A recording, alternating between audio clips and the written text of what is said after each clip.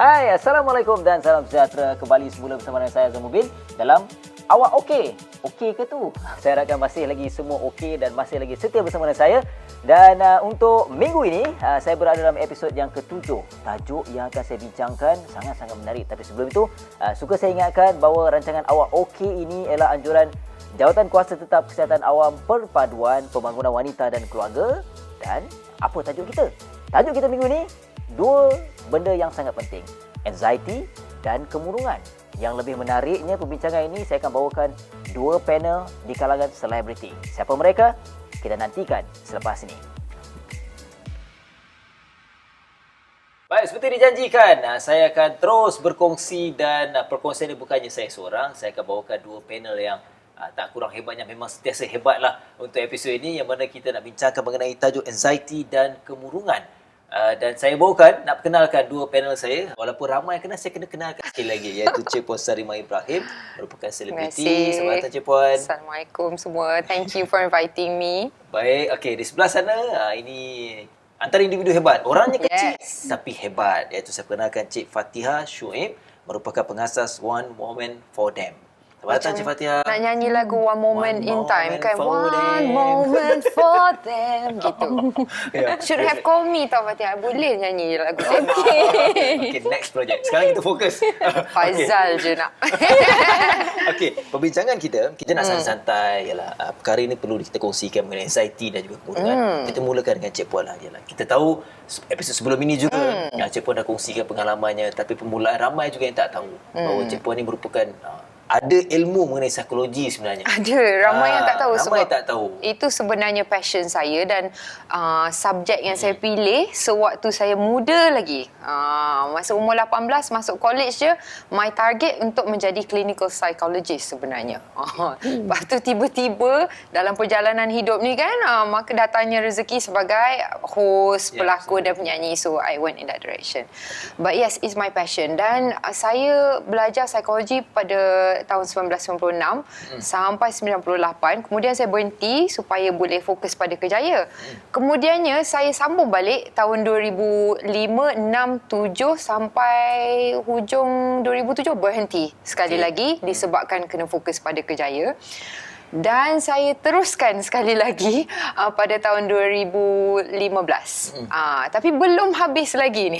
Belum habis. Sebab saya ambil satu modul gitu. Sebab tak cukup masa kan. Tapi tak apa. Biar lambat asalkan hebat dan complete benda tu. InsyaAllah semangat tu masih ada. Semangat tu ada sebab passion tu ada. Memang minat.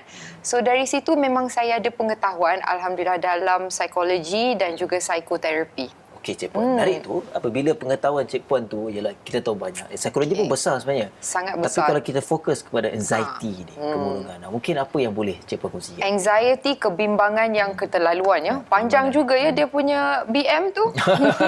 Dengar je tu dapat anxiety kan. Kebimbangan yang keterlaluan ataupun kebimbangan yang teramat ya. Ataupun kebimbangan yang tidak normal ya. So subjek ini memang luas juga sebab anxiety ni adalah satu perasaan. Bagi saya anxiety ni dia perasaan dan simptom. Sebelum dia menjadi anxiety disorder, sebelum dia menjadi penyakit, dia adalah perasaan ataupun simptom. Semua orang rasa anxiety, semua orang akan rasa kebimbangan.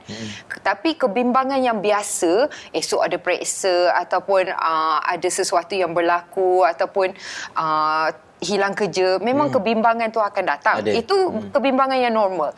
Tetapi dia akan jadi disorder ataupun masalah mental apabila kebimbangan tu bila tak ada apa-apa berlaku pun ada perasaan yang sama. Bimbang keterlaluan. Simptom dia pun boleh rasa. Dan itu yang saya menghadapi dan mengalami sewaktu selepas saya bersalin.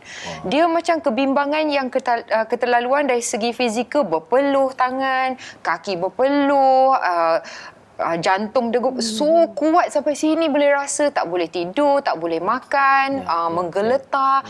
Lepas tu asyik berfikir benda-benda yang macam masa depan. Kebimbangan keterlaluan, dia punya simptom kalau kita sentiasa risau pasal apa yang belum berlaku. Dia macam tak logik tau. Kita akan fikir macam-macam. Itu adalah satu simptom di mana kita seharusnya mencari bantuan oleh seorang pakar. Kemurungan dia lain sikit. Dia bukan bimbang, tapi dia sedih dan rasa down disebabkan perkara yang telah lalu.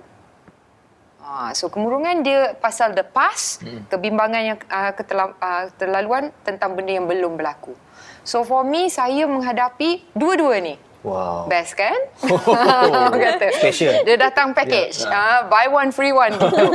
So, tetapi bila saya lihat kembali, bila saya look back now, selepas setahun ni, dah baik Alhamdulillah. Dah kembali normal. Dah tak ada perasaan dan simptom-simptom tu. Kecuali hari inilah adalah sedikit kebimbangan sebab nak shoot kan. Itu normal ya. So waktu saya menjadi pelakon, penyanyi dan host, pengacara, ada sebenarnya ciri-ciri tu. Ciri-ciri, bukan nak kata penyakit, tetapi ciri-ciri masalah tu ada. Cuma masalahnya kita sebagai society, kita akan lihat pada seseorang tu macam dia ni kuat bekerja lah. Wah, tak tidur pun still boleh kerja Wah, dia ni buat 5 shoot dalam seminggu. Wah, dahsyat yang bagus ni. So, dia tak nampak macam benda tu ada masalah. Nampak macam orang ni memang hebat lah. So, saya pun berpendapat masa tu, saya ni sekadar saya ni hebat lah. Saya bekerja keras lah. Maksudnya berjaya lah. Berjaya. Kuat bekerja. Tapi ada ciri-ciri dia. Susah nak tidur. Kadang-kadang menggeletar badan. Kadang-kadang sejuk, seram sejuk. Tiba-tiba dia datang. Tapi pada saya, alah ni biasa je. Mungkin tak cukup tidur ke tak cukup makan kan. So benda tu kita biarkan, macam abaikan, biar benda tu berlalu je. Itu masalah kita. Sebab sekarang selalunya ahli keluarga, kawan-kawan akan kata alah biasa je. Lah engkau penat je. Nanti dia okey. Nanti dia okey. Kalau tak okey macam mana? Okay. Panjang lebar ni. Itu yang sonok dengan Cik Puan ni. Satu soalan dia boleh sampai esok kita. Sorry Fatihah. Tak apa, saya diam sekarang. Simpan dulu. Okay. Kita beralih kepada Fatihah. Fatihah pun dah tak sangka cerita dia. Okay, tak apa. Kita ialah pengalaman Fatihah ni, kita tahu One Moment for Them ni kita kenali dengan program yang membabitkan masyarakat. Tapi Fatihah juga banyak kongsikan dah lebih terjerumus juga terarah kepada kesihatan mental. Betul. Jadi mungkin Fatihah boleh kongsikan kenapa ada inisiatif itu yang buatkan anda nak memperjuangkan secara tak langsung mengenai kesihatan mental ni? Okey, saya bermula One Moment for Them itu sebuah orang kata misi kemanusiaan pada tahun 2015. So memang bermula tu adalah untuk membantu pelarian yang berada di Jordan sebab saya graduate daripada Jordan sendiri. Saya belajar di sana. Ketika itu junior-junior saya diorang buat projek pendidikan. Diorang bina sekolah dekat Jordan untuk anak-anak pelarian. So saya mengambil inisiatif mengumpulkan artis-artis Malaysia macam Faizal Tahir, Mislina, Nur Saleh, Aizat. So together we push the project into the public people lah. So itu inisiatif yang pertama tahun 2015, 2016. So 2017 saya kembali ke Malaysia. Maksudnya fokus saya adalah di Sabah. Sama juga dengan pendidikan dan juga untuk membantu ekonomi setempat. Kebanyakan saya membantu golongan-golongan yang tiada dokumentasi. Lahir di Sabah tapi tiada dokumentasi. So mereka ni dinafikanlah hak-hak untuk pendidikan, dinafikan hak sebagai tak ada apa-apalah, memang kosong. So kami bermula, saya membantu juga kawan saya yang buat sekolah. So kami buat konsert, kami buat sedikit penghebahan tentang apa yang berlaku lah. So along the way, semasa saya buat projek-projek di Sabah ketika itu, saya sudah mula ada simptom. Saya dah mula ada simptom. Sebenarnya bukan sebelum dari Sabah lagi. Waktu tahun 2015 tu sebenarnya saya dah ada simptom. Tapi saya tak tahu apa yang berlaku pada diri saya. Ketika tu awareness tahun 2015 still low. Tak ada orang tahu apa yang berlaku. Kita just tahu pasal depression, anxiety. Tapi paling famous depression lah. Itu memang normal side lah. So ketika tu memang saya bertarung. Saya bergumang dengan depression. Tapi saya tak tahu apa yang berlaku pada diri saya. Ya, so saya 2015 saya buat konsert dekat Jordan. So saya buat lah. 2016 saya pergi Jordan sekali lagi.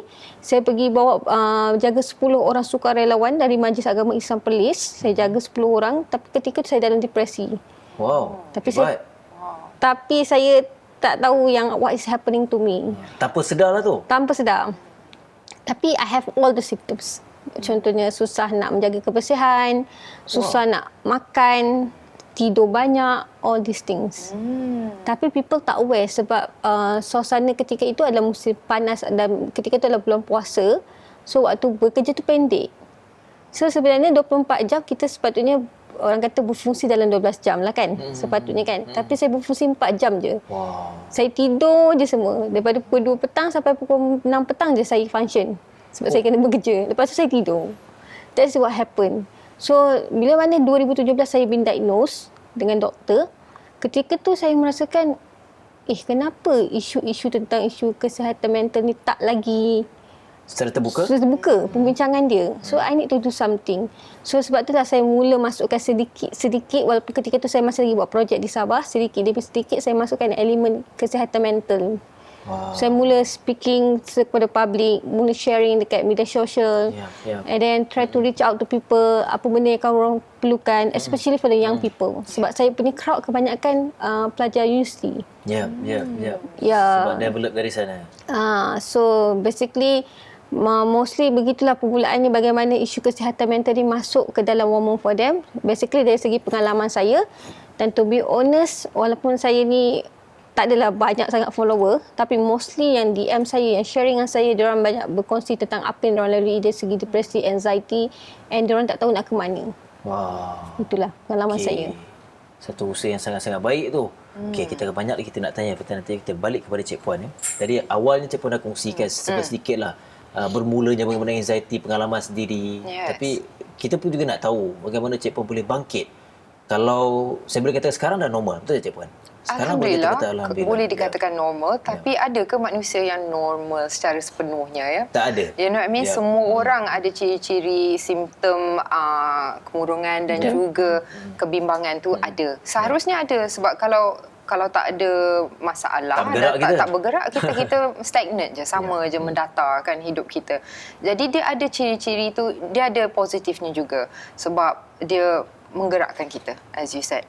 Cuma bila dia take over kehidupan kita sampailah tak boleh, kadang-kadang rasa tak boleh bernafas, itu obviously menjadi satu masalah yang besar. Sebab sukar bagi saya pada waktu tu untuk menjalankan tugas sebagai seorang isteri, seorang ibu, seorang artis, nak keluar rumah pun takut. So dia memang efek hidup kita secara negatif bila dia dah sampai ke tahap yang keterlaluan. So dari situ saya sendiri dah tahu, alhamdulillah dengan pernah belajar psikologi, saya ada masalah. Dan dari situ saya jumpa pakar. Dan saya menjalani terapi, bukan sahaja CBT ya Zan. CBT ni meluahkan dan bercakap sahaja. Saya melalui terapi EMDR, iaitu satu sejenis terapi yang panjang cerita tu, tapi mungkin yang mendengar boleh baca lebih tentang EMDR ni. Dia untuk membantu mereka yang pernah mengalami trauma, let's say macam pernah ada accident kereta ataupun kena bully masa kecil atau apa-apa yang efek diri kita secara negatif dan sangat mendalam, dan dia akan menggunakan mata kita untuk memproseskan memori tersebut yang berlaku pada zaman dulu, supaya hari ini kita hidup dengan lebih tenang dan boleh tak merasa perasaan dan simptom-simptom yang sebenarnya berkait dan berpunca dari masa itu. Wow. So panjang cerita tu, tapi itulah terapi yang saya jalankan, dan dari situ alhamdulillah dalam 10 ke 15 nak dekat 15 session saya dapatkan terapi tersebut, dan selepas tu saya rasa ringan, alhamdulillah. Dan rupa-rupanya puncanya datang bukan disebabkan bersalin, tetapi disebabkan perkara-perkara yang pernah berlalu sebelum itu. Wow. So dia simpan dalam badan, sebab badan kita tidak melupakan apa yang berlaku. Kita mungkin akan lupakan, tapi badan kita dia simpan perasaan tersebut. Maksudnya mungkin memori kita tak dapat nak ingat benda yang berlaku, tapi ialah macam saya katakan, badan kita ni menanggung kesiksaan tu. Menanggung kesiksaan, keperitan dan ketakutan itu, dan disebabkan itu ada simptom-simptom seperti takut nak masuk dalam lift, takut nak bercakap depan orang, public speaking, dan kadang-kadang benda tu tak logik. Ada juga orang yang asyik nak basuh tangan. Ya, ada kriteria simptom-simptom OCD dipanggilkan obsessive compulsive disorder. Tetapi puncanya dari mana? Ada punca ni. Dari mana bermula? Dari situ yang sepatutnya kita kena mendalami. Dan saya sekarang ni insya-Allah dengan nak sambung belajar lagi dalam bidang ni, dalam topik ni, dalam subjek ni supaya boleh membantu orang lain. Because saya pernah mengalami tu, OCD pun ada. Macam kadang-kadang bila jalan kena kira tau.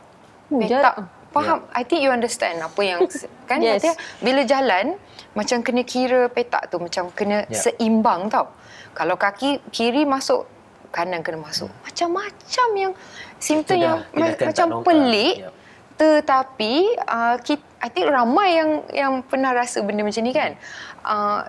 Tapi puncanya datang dari sewaktu kecil. Masa tu mungkin disebabkan saya kena bully teruk di sekolah. Di Ireland, di Malaysia dan juga di Dubai. So dia jadi control issue, macam rasa macam diri ni tak ada kuasa dan rasa macam disebabkan itulah kita cuba mendapatkan kuasa balik dengan benda-benda yang pelik-pelik ni. Secara tak langsung mungkin dia tak ada keyakinan mungkin. Tak ada keyakinan. Dan saya alhamdulillah hari ni okey, bebas dari simptom-simptom tu. In fact saya rasa alhamdulillah saya lebih kuat dan lebih memahami kenapa dan mengapa orang yang sekeliling saya, mengapa dan kenapa mereka behavior seperti ini, seperti itu. Ada yang cepat marah, ada yang cepat emosi, dan saya lebih memahamilah perangai manusia di sekeliling. Tapi yang paling penting hari ni Cik Puan masih lagi ceria seperti dulu. Yes, alhamdulillah. Tapi kalau you jumpa I masa tu takut. Okey, tak apa. Kita lupakan yang perkara lama. Kita berbalik kepada Fatihah. Okeylah. Anda juga ada pengalaman istimewa sebagaimana Cik Puan. Jadi dalam keadaan sekarang kalau kita lihat je, cabarannya tak mudah. Betul Fatihah kan? Orang yang melihat, mendengar mungkin rasa mudah, tak terasa keperitan tu. Atau mungkin Fatihah boleh kongsikan untuk masyarakat utamanya, untuk memahamkan mereka ni satu perkara yang sukar. Jadi pengalaman anda setakat inilah, ada perkongsian apa yang anda alami sebelum ini, apa yang boleh kita lakukan sebenarnya untuk masyarakat? Saya bercerita dari segi perspektif sebagai pesakit lah. Ya, boleh. Okey. Saya rasa benda kalau kita nak educate kepada public apa yang kita alami dan apa kita hadapi adalah kita kena tunjuk sesuatu, orang kata kita kena portray it in a proper way. Okey. Maksudnya, contoh kalau kita nak berbicara tentang kemurungan, kita jangan bercerita tentang benda yang negatif sahaja tentang kemurungan itu sendiri. Tapi kita kena tune it in a very good perspective untuk orang berbicara tentang kemurungan. okay. Begitu juga dengan anxiety. Bila orang bercerita tentang anxiety tentang secara negatif, aku rasa berdebar, aku rasa takut, all these things, tapi kita boleh twist it, kita boleh rephrase the ayat yang kita guna untuk menggambarkan tentang anxiety itu dalam keadaan yang positif. So itu antara cara-cara yang saya lakukan lah. So for example dalam media sosial, kita nak berbicara tentang anxiety. Orang rasa anxiety itu sesuatu yang menakutkan ataupun very orang kata very macam menyesakkan dada. Betul tak? Tapi kalau kita portray in a very good way, in a very proper ayat dalam media sosial itu sendiri, orang akan lebih terbuka untuk membacanya. So, saya rasa dunia hari ini, bila kita berbicara tentang isu psikologi ataupun isu tentang kesihatan mental ni, banyak sudah maklumat-maklumat yang hadir. Sama ada dari segi media sosial ataupun di YouTube, Twitter, program sebegini, all these things. So salah satu cara kalau kita ada ahli keluarga ataupun kawan-kawan tidak memahami, kita boleh mengambil sumber-sumber ini, kita boleh share pada diorang.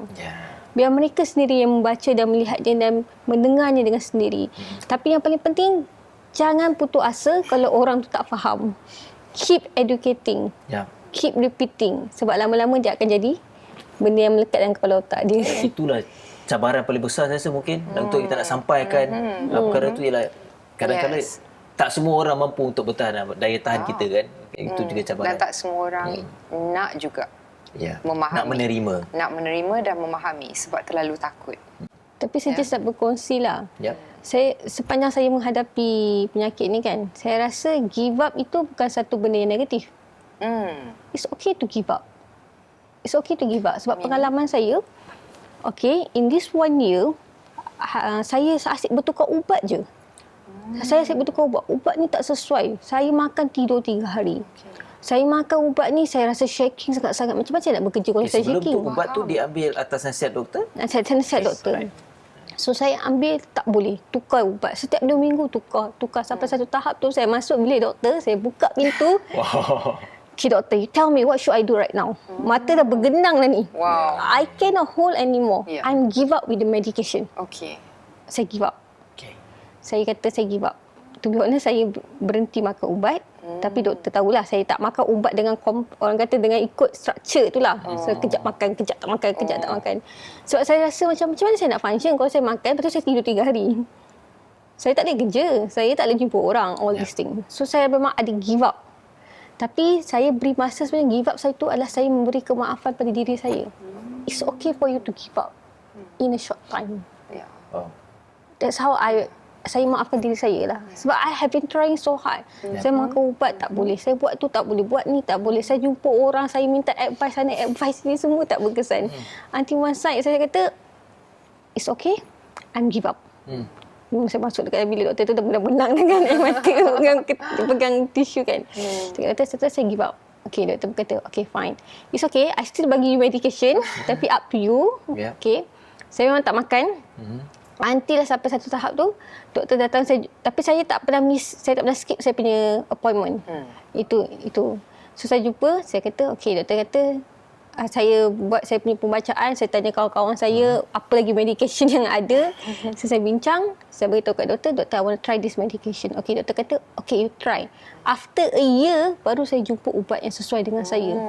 Wow. So that's why I say it's okay to give up dalam perjalanan tu. It just to feel you have to try your best. You maafkan diri you. I'm sorry, saya tak boleh dah. Tak boleh dah. Okay. And then you just, after you dah habis satu tempoh tu, you akan mula untuk berjalan semula. Yes. Kalau baru kita belajar. Give up tapi akhirnya bangkit. Itu yang lebih penting untuk teruskan perjuangan. Okey, sabar Cik Puan. Sabar Fatihah. Dan sabar semua penonton kerana kita masih lagi ada masa. Namun buat seketika, kita nak berehat seketika. Jangan ke mana-mana, kembali selepas di dalam Awak Okey? Assalamualaikum, nama saya Muhammad Farouk bin Khairuddin. Saya berumur 37 tahun, berasal dari Selayang dan sekarang saya bekerja sebagai tenaga pengajar di Kaiser Miyasa Academy. Saya didiagnos penyakit skizofrenia semasa berumur 17 tahun dan saya pada waktu itu saya mengalami trigger iaitu halusinasi dan percakapan yang tidak teratur. Alhamdulillah selepas beberapa kali saya relapse, saya sekarang menjalani kehidupan normal melalui sokongan daripada pihak-pihak majikan saya dan juga ahli keluarga. Cabaran saya adalah saya suka mendapat pekerjaan sebelum ini. Majikan begitu stigma terhadap saya sebagai pasien. Saya suka mendapat pekerjaan. Samping itu juga saya mengalami stigma oleh masyarakat kampung saya. Mereka selalu memandang serong saya. Mereka sentiasa mengingat saya seorang yang tidak sihat selamanya. Saya keluar daripada masalah ini dengan menyedari, saya sendiri menyedari yang saya mengalami sakit mental. So cara saya sentiasa makan ubat yang doktor bagi dan sentiasa comply to medication and appointment to doctor. Dan saya yang penting kena ada kekuatan dalam diri lah. Di samping itu juga saya sebelum ini saya kurang kepada agama lah. Tapi setelah saya terapkan diri saya kepada agama, saya belajar agama. Dan sekarang saya bekerja sebagai guru tajwid. Itu juga menenangkan saya. Di samping itu juga pihak Miyasa, saya banyak berterima kasih dengan Puan Anita kerana mengambil saya bekerja dan juga memberi sokongan moral terhadap saya. Mungkin saya kalau di tempat luar mungkin saya suka juga. Alhamdulillah saya bersyukur saya berada di Miyasa. Kehidupan saya sekarang adalah lebih tenang dan lebih fokus. Saya juga bercita-cita ingin melanjutkan pelajaran dalam bidang agama. Walaupun bagaimanapun, saya masih melawan perasaan anxiety saya yang terlampau tinggi. Harapan saya agar pesakit mental diberi peluang yang sama rata dan diberi sokongan moral agar kami mendapat pekerjaan dan boleh menjalani kehidupan normal seperti biasa. Dan juga saya harap masyarakat agar tidak memandang serong terhadap kami sebab kami juga insan biasa yang ingin menjalani kehidupan seperti biasa. Saya harap juga pihak-pihak seperti MIASA dan yang lainnya dapat membantu memberi kesedaran kepada stigma terhadap penyakit mental. Saya juga berharap agar kerajaan dan Kementerian Kesihatan membuat suatu silibus yang dapat membantu memberi kesedaran kepada masyarakat seperti mana memberi mengajar ilmu-ilmu psikologi yang dapat memberi kesedaran kepada masyarakat agar zero stigma dapat diadakan. Sebelum ini kami tersisir dan rasa sedih bila masyarakat begitu pandang serong terhadap kami. Kami juga insan biasa yang ingin hidup seperti biasa, seperti orang biasa yang lain. Baik, masih lagi dalam Awak Okey, dan terima kasih nak ucapkan kepada semua kerana terus menonton, dan kita dah masuki untuk segmen yang kedua, masih dalam perbincangan bersama dengan Fatia dan juga Cik Puan Salimah Ibrahim. Dan Cik Puan, mungkin kita boleh react sedikit daripada kisah Fatia ni yang putus asa dengan medical perubatan tapi bangkit, akhirnya menemui satu perubatan yang tepat untuk membantu pada proses pemulihan. Mungkin happy for you. Mungkin Cik Puan ada kisah yang mungkin kontra berlainan yang patut kita kongsikan. Kisah saya lain sikit dari segi membantah tu. Saya membantah sebab saya tak nak ambil ubat. Pada awalnya? Pada awalnya saya tak pernah ambil ubat seumur hidup. Sehinggalah ubat tentang mental health ni, kesihatan mental, sebab persepsi saya adalah ubat ni hanya untuk mereka yang betul-betul teruk. Misalnya macam dah tak ada cara lain, terapi tak boleh, semua tak boleh, dan saya ada macam stereotip ataupun stigma pada ubat, pada diri saya sendiri. Personally saya takut nak ambil. Saya rasa kalau saya ambil ubat ni saya lemah. Faham? Macam alah, saya ni okey lagi ni, steady, tak payah makan ubat. Dia degil sikit. Okey. So apabila saya kena postnatal depression selepas bersalin, dalam keadaan yang tak boleh jalankan tugas sebagai ibu, nak jalankan tugas sebagai seorang manusia pun tak boleh, nak mandi, nak keluar rumah pun susah, terpaksalah saya reda dan mengakui pada diri sendiri bahawa ini dah sampai ke satu tahap saya kena tanya dengan pakar tentang ubat. So kat situ rasa malu tu datang. Itu masalah kita sekarang ni sebagai masyarakat, not only kat Malaysia. Rasa malu tu macam seolah kalau nak makan ubat, kalau sakit jantung jumpa cardiologist, kidney problem jumpa urologist. Kenapa malu sangat nak jumpa psychiatrist? Semua is boleh kecuali psychiatrist. Padahal doktor. Nak makan ubat lain boleh. Tapi something yang ada stigma tu terlalu terlekat. Mungkin dari media, portrayal dan persepsi masyarakat terhadap orang yang tak okey, mereka membahayakan masyarakat dan sebagainya. Jadi saya in denial, saya tak nak ambil ubat. Tapi dengan nasihat doktor, dia kata sekejap je Salimah. Just take ubat ni 2-3 bulan sahaja, biar otak seimbang, jalankan tugas sebagai ibu dan sebagainya, dan alhamdulillah selepas tu berhenti. So saya perlukan ubat tu untuk short term sahaja. Untuk boost je. Untuk boost. Sebab masalah hormon selepas bersalin bercampur sekali dengan masalah kesihatan mental, dia jadi terlalu, dia macam spill over, dah keterlaluan. So ubat tu membantu untuk masa yang singkat je.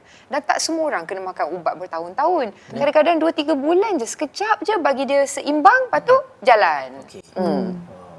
Yelah, kalau kita cakap bahawa ubat ni pun, kalau saya lah meletakkan diri kita keadaan yang normal, masyarakat normal, kalau kita pergi jumpa doktor nak ubat sebab nak baik. Cuma persepsi kita sebagai masyarakat, ubat untuk minda, ubat untuk psikiatri ni, ni apa ni? Nanti berubah pula personality jadi sesuatu. Itu semuanya datang dari filem-filem, drama-drama dan betul. Kita mengaku kan. Watak tu kan? Semua watak yang saya bawa tak okey. Kalau tengok balik kan, semua ada ciri-ciri macam stereotip sedikit, dan sebabkan itu juga saya berhenti berlakon. Ya, terkesan secara tak langsung. Terkesan, dan juga saya tidak mahu continue dan tambah kepada stereotip yang negatif. Dan masa saya mula-mula jadi artis pelakon sebab kacukan, semua watak jahat. Ataupun watak meroyan orang panggil. Saya pun pelik kenapa. Tapi masa tu nak kerja, kita cari makan, kita terima. Tetapi lama-kelamaan bila kita dah dewasa, dah insaf orang kata dah lebih matang, saya ambil tu sebagai tanggungjawab saya supaya berhenti ambil watak macam ni. Jangan kita tambah kepada stereotip yang salah tu. Dan saya nak tambah sikit je, mungkin boleh membantu mereka yang memerlukan bantuan tentang kebimbangan yang ketelampauan ni. Ada satu buku yang saya baca sewaktu saya mengalami masalah itu, iaitu buku yang lama. Author dia Bev Icebat, dan mungkin saya akan kongsi di IG atau FB saya sebab buku ni dah lama, I think daripada tahun 80-an. Dan tajuk buku tu Living with It, bermaksud hidup dengan sama ada kemurungan ataupun kebimbangan, kesakitan, keperitan tu. Dan buku ini ringkas je. Just a very thin book. Dan buku ini saya suka sebab dia menggambarkan masalah mental dalam keadaan kartun. Dia guna animation. Untuk dewasa rasa tidak orang kata macam tergugat ataupun takut membaca. So bila saya baca buku ni, saya dapat catch point dia dengan cara yang positif, seperti mana Fatia dah mention tadi. So tak semuanya kena buku yang tebal lah, buku medical lah, nak baca psikologi, ya Allah, nak cari dia punya pemahaman tu susah. Ada juga buku yang ringkas yang boleh summarize untuk kita apa sebabnya dan apa yang kita boleh lakukan. Wow, menarik. Nanti jangan lupa share je buat. Okey. Alright, balik kepada Fatia. Awal tadi yang anda kongsikan, dalam keadaan sekarang ni kita boleh katakan juga anda bukan public figure, terutama di media sosial. Anda memperjuangkan perkara ini. Adakah dengan anda menggunakan kekuatan ini untuk menyampaikan, dan apa yang anda harapkan sebenarnya? Saya betulkan sikit, saya bukan public figure. Pada saya lebih kurang public figure sebab semakin dikenali. Saya inspire lah. Lebih ke rakyat, betul. Dan membantu. Dan membantu, okey. Okay. So, saya rasa kalau balik pada soalan tadi, macam mana menggunakan media sosial untuk mewawarkan ni, saya rasa semua orang ada tanggungjawab. Dengan semua orang ada media sosial punya account, dan semua orang sebenarnya bertanggungjawab terhadap media sosial account itu, sama ada untuk digunakan ke arah positif ataupun sebaliknya. Dan saya mengambil inisiatif, saya nak media sosial saya ke arah positif. Sebab to be honest, memang kebanyakan yang mengikuti saya adalah adik-adik yang berada di universiti. Dan apabila mereka mula reach out, berbicara tentang apa yang mereka hadapi, saya rasa tajuk-tajuk ataupun topik-topik yang mereka keluarkan ataupun mereka reach out itu adalah tajuk-tajuk yang agak sensitif. Ya, bagaimana kalau mereka melakukan itu, bagaimana mereka melakukan ini, ada orang yang sayang pada saya. So, saya rasa sebenarnya mereka ni semua mengalami satu minda yang tidak berapa sihat sebenarnya. Minda yang tak berapa sihat. Mungkin tekanan daripada pembelajaran, tekanan daripada keadaan sekeliling, daripada orang kata peer pressure, all these things. Saya rasa benda tu sebenarnya yang mengganggu mereka. Jadi saya mengambil inisiatif bahawa saya punya media sosial platform ni bukanlah tempat untuk menyelesaikan masalah. Tapi sekadar untuk menyampaikan apa yang saya ketahui. Jadi kepada siapa-siapa yang kebanyakan berkongsi ataupun bercerita apa yang saya sampaikan ni, sebenarnya lebih kepada pengalaman diri saya sendiri. Sebab orang kata the best experience is what the best teacher kan. So itu sebenarnya yang saya cuba sampaikan kepada melalui media sosial. Dia kalau individu menjadi inspire, ya, macam Fatia katakan, setakat ini cabarannya ada yang mengkritik. Kadang netizen ni dia memang kalau benda-benda baik tak semua orang suka kadang. Dia kalau benda lagi banyak baik, lagi banyak orang follow, lagi banyak orang komen, benda tu dia mesti nak satu komen benda yang mantap. Ada Fatia? Sebagai contoh, saya pernah berkongsi berkaitan dengan ubat-ubatan. Saya berkongsi ubat yang sesuai dengan diri saya. Tapi ada satu komen, ketika itu saya tengah, to be honest, saya tengah buat sharing dekat salah satu page juga, page counselling UUM. So ada seorang ni bertanya pada saya, adakah dengan berkongsi ubat tu sebenarnya tak menunjuk-nunjuk? Saya sebenarnya menunjuk-nunjuk. Saya macam, okey, soalan apa ni? So macam, saya sebenarnya berkongsi ubat tu, saya nak beritahu bahawa you have a pilihan. Kalau you diberi ubat daripada doktor, you ada pilihan sama ada you nak teruskan ubat-ubatan itu sesuai dengan you, boleh teruskan. Kalau tak sesuai, you boleh ubah. Sebab ada seorang daripada follower saya reach out kat saya, sebenarnya saya try satu ubat ni, saya dah shaking, saya dah shaking, tak boleh buat kerja, tapi saya tahan makan ubat ni 6 months because saya tengok abang saya makan sesuai. Saya ingatkan saya pun sesuai. Sebenarnya tidak. Sebenarnya Kesian. tidak. Sebenarnya tidak. So dia bila saya kata sebenarnya boleh ubah tukar ubat, dia macam boleh sebenarnya. Kesiannya. So I think these small things ni walaupun hanya sekadar berkongsi di media sosial, sebenarnya dia memberi impak yang besar. Kita tak tahu apa yang akan berlaku, apa yang akan memberi kesan kepada orang ramai. Kita tetap mengharapkanlah masyarakat yang menonton terutamanya ialah kita perlu ambil sentiasa positif lah. Perkara-perkara ni ialah kalau kita bercakap kesihatan mental, dia perkara-perkara yang bukan boleh kita buat main-main. Sebenarnya dia terkesan sangat mendalam. Okey, berbalik pada Cik Puan. Sebelum ni kita dah bincangkan mengenai support system, persekitaran kita, orang terdekat, Cik Puan. Sebenarnya mungkin ramai lagi yang belum jelas. Ialah kalau kita nak katakan orang terdekat keluarga, kita nak salahkan mereka tak boleh kalau berkait dengan isu inilah. Tapi sebenarnya mungkin Cik Puan boleh kongsikan pengalaman itu dan mungkin boleh berikan pendidikan kepada masyarakat lah. Sebenarnya kita sebagai support system mungkin yang akan berada bersama dengan bukan ahli keluarga pun, individu rakan-rakan, apa yang sepatutnya kita paling tidak mudah untuk kita lakukan membantu mereka ni? Untuk membantu. Ada dua faktor kat sini, ada dua cara ya untuk membantu. Satu, dan jangan buat. Menarik.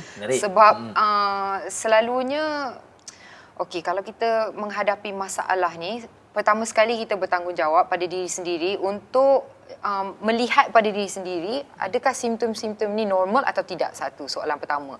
Yang keduanya, bila kita dah jelas pada diri sendiri, ni macam tak okey je, kenapa yang menggeletar ke, tak boleh, sama dia tak boleh tidur macam saya ataupun macam Fatihah, terlalu banyak pula tidur, terlalu kerap. So bila dah nampak dah simptom-simptom tu, kita kena cari jalan penyelesaian itu. Take charge of your life. Ada caranya. You can do it sebenarnya.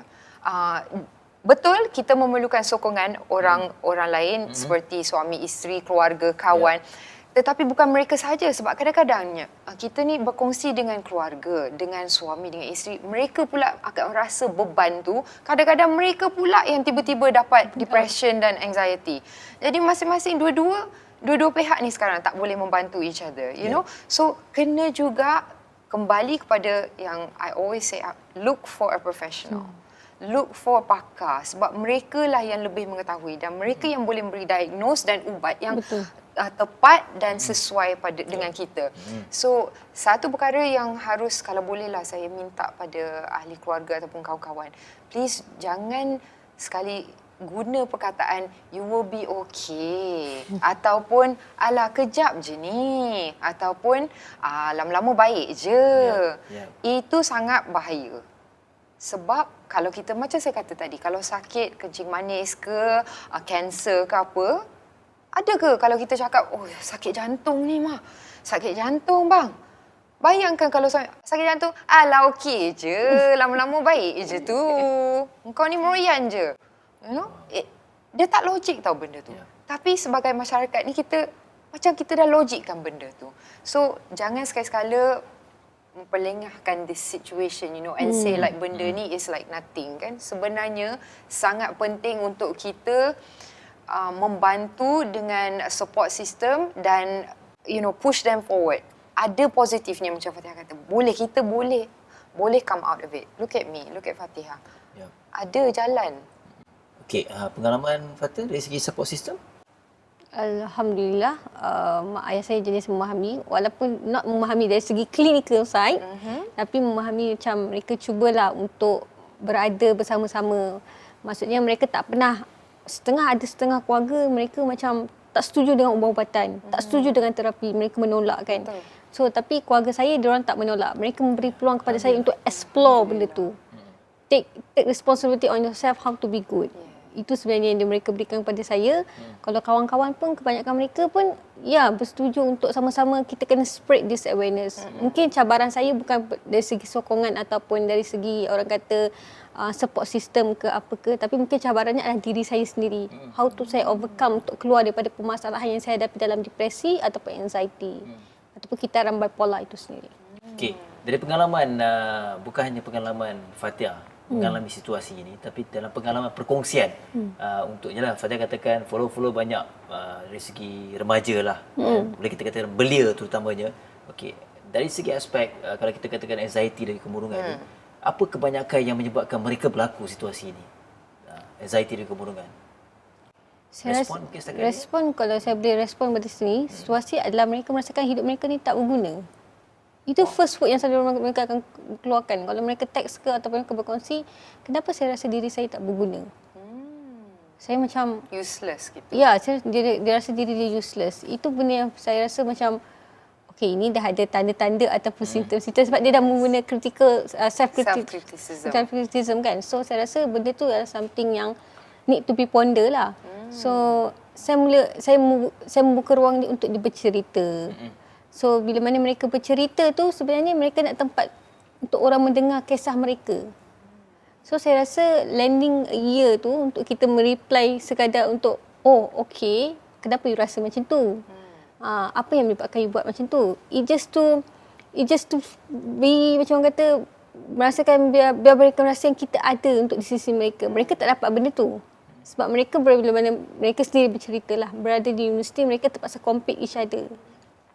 Ada keluarga yang kurang memahami. Yep. Kawan yang kurang memahami bagaimana keadaan mereka. So kebanyakan mereka memang yang benda paling clear yang saya nampak adalah mereka mula self-critic. Rasa Betul tu. useless, rasa tak guna, rasa saya ni tak ada memberi apa-apa Tak ada kebaikan, sebab. tak ada sebab. Saya rasa benda tu paling kritikal dan menyebabkan benda tu saya mula berkongsi kepada mereka kalau mereka menghadapi benda ni terlalu lama, lebih daripada 2 minggu, saya terus bagi diorang link yang dicipta yang orang create special untuk dimanakan untuk mendapatkan pertolongan. Daripada situ mereka boleh terus directly dapatkan pertolongan lah. Setakat ini responnya baik untuk mereka teruskan sebagaimana Ya, setakat ni ada 2-3 orang memang diorang ikut nasihat, diorang terus pergi ke diorang punya unit counselling and then diorang pergi daripada unit counselling refer kepada hospital dan klinik dan alhamdulillah bila mereka kembali mereka check lah kan kata sekarang dekat klinik. Okay, alhamdulillah. That's a very good feelings lah. Maksudnya mereka berani untuk kehadapan untuk mendapatkan pertolongan. So nice of you Fatihah sebab Fatihah present untuk mereka. Sebab just dengan you punya presence, dengan you punya encouragement tu dia orang boleh sembuh insya-Allah. InsyaAllah. Okay, bagi Cik Puan pula ialah kalau kita cakap mengenai isu ni, kalau kita meletakkan cakap remaja sekarang, generasi sekarang lah kan, mungkin juga ramai membuat stigma bahawa mungkin ialah dia budaya, cara mereka berbeza kalau bandingkan dengan masa saya, masa Cik Puan kan. Mungkin mereka lebih terbuka tu mungkin juga akan memberikan satu kumpulan yang berlainan yang menyebabkan terlalu open mungkin akan memberi kesan yang mudah untuk mereka. Ya, tekanan tu mungkin, datang balik. Adakah itu menunjukkan antara faktor generasi Mungkin sekarang? saya rasa ada 2 perkara kat sini juga. Asyik berdua-dua. Selalunya because nothing is black and white je kan. So dia ada macam ketiga sebenarnya. Yes, mereka lebih terbuka tapi itu secara kebetulan dan secara memang natural sebab dunia kita pun dengan teknologi evolving, manusia sama. That's my point. Kita macam mana pun kita evolve, macam mana pun ada Instagram ke Facebook ke, maybe in the future ada hologram ke apa. Manusia ni kita nak satu benda je, satu perkara je yang sangat penting pada setiap manusia, iaitu connection. Bila saya cakap connection, bukan connection wifi dengan internet je ya. Connection sesama manusia. Rasa macam saya ni diperlukan. Balik kepada yang Fatihah cakap. Perhatian dari seseorang, dari ibu ataupun bapa ataupun kakak, abang, adik, suami, isteri. Nak dapat perhatian tu bukan sekadar perhatian macam bagi komplimen je. Perhatian rasa dihargai tu. Supaya kita dapat connection. Sekarang ni kita ni connected ni 24 jam dengan internet, connected dengan kawan beratus-ratus, beribu-ribu di social media, tapi perasaan connected tu tak ada. Tak rasa. Dia setakat like, suka, komen, lepas tu hilang. Bila ada masalah, adakah kita cakap dekat social media? Adakah kita meluahkan? Sebenarnya tidak. So, zaman sekarang ni, zaman ni, ataupun mengikut trend sekarang ni, yes, nampak seolah kita ni lebih connected. Tetapi adakah connection itu dalam, connection yang betul-betul penting dan betul-betul meaningful ataupun dia sekadar superficial, atas je.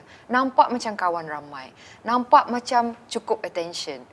Tapi sebenarnya balik rumah seorang-seorang, duduk dalam rumah seorang-seorang, dalam bilik, rasa keseorangan. Rasa tak cukup, diri ni tak cukup. That's the problem sekarang ni. So berbalik pada soalannya iaitu adakah itu menjadi punca dia? Saya rasa bukan itu puncanya. Puncanya manusia sekarang ni kita dah jadi macam makin connected, makin... When's the last time you tulis surat ataupun pick up the phone nak bercakap dengan kawan? Nak pergi jumpa cousin pun macam susah.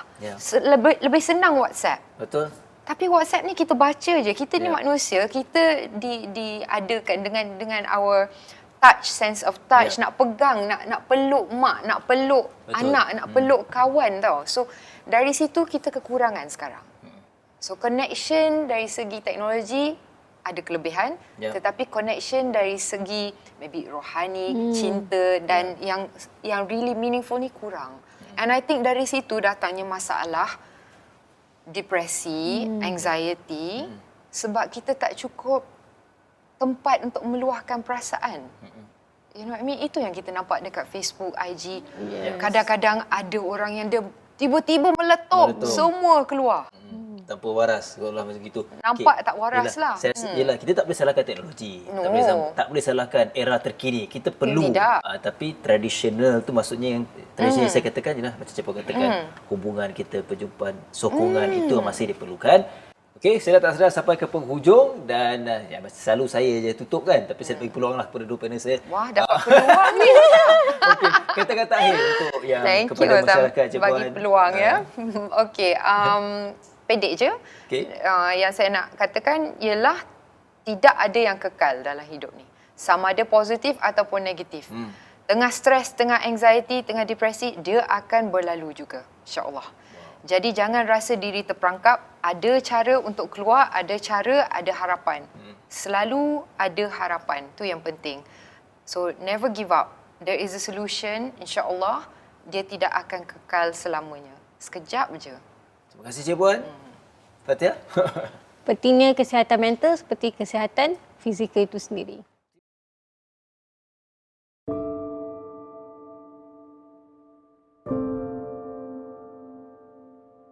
Pernahkah kau rasa hilang pertimbangan dan tak tentu arah? Mencari diri yang hilang bagai ditelan gelap malam?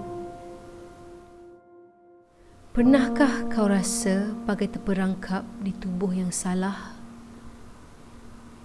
Rasa ingin lari sejauh-jauhnya tetapi terjerat di minda sendiri. Bahu terasa berat bagaikan memikul satu beban yang tak mampu lagi untuk ditanggung. Terlalu berat sehingga tak mampu lagi nak dikongsi, walaupun dengan orang yang paling disayangi.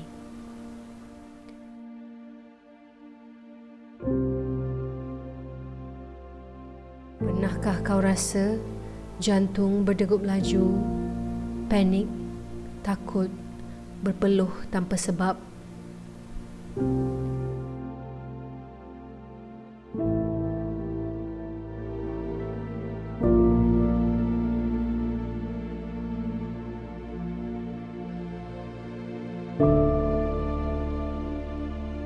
Pada masa inilah, bersendirian bukan satu pilihan.